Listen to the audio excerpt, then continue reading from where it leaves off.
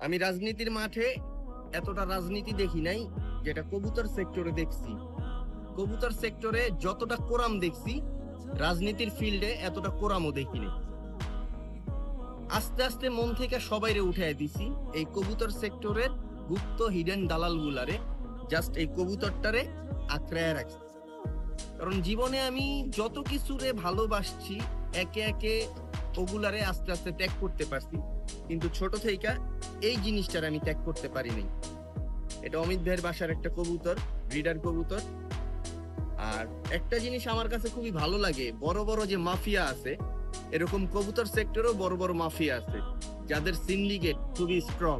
ওই সিন্ডিকেট ভাঙতে হইলে আমারও আপনারও এরকম মাফিয়া হইতে হবে, যেটা আমি বা আপনি কখনই পারবো না।